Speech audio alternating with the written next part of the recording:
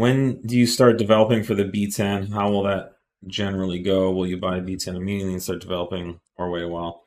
So yeah, it's no secret. This is what we've been doing since really kind of the B8. In 2016, we went out and bought the very first B8A4 that we could. B9A4. Sorry, B9A4, and then in 2017, when the B9S4 was available, we went and bought the very first one we could. Yep.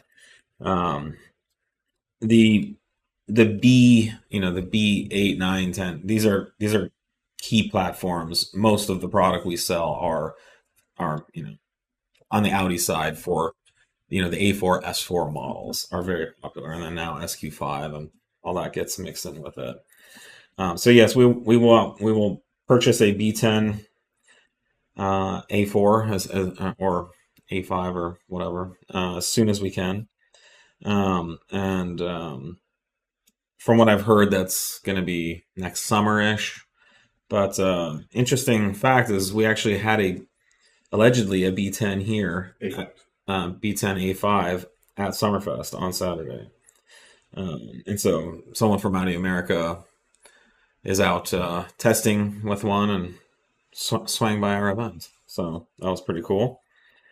But yes, we will buy one and then immediately validate if any existing parts fit, which I don't anticipate too many will because it's a pretty big change. Yeah.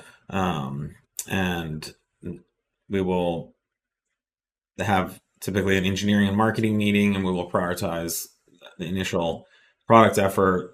And as always, the 034 product philosophy is very holistic, so we will touch suspension, brakes, chassis components, engine component, performance products like our intake line, silicone hoses, things like that. Tuning will be interesting. We'll have to evaluate the cars once we see them to see what the final form, how tunable. It changes quite a bit usually when they're in the early production phase.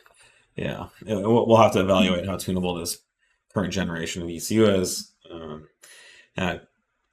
Keep in mind, B9, we didn't really get to start tuning that until like 21, 22, so it was almost 5 years. Basically a 5-year wait. And that could be the same for B10, So thankfully there's a lot of fun to be had with B9s, but even like the newer B9s aren't really very flashable right now. So yeah.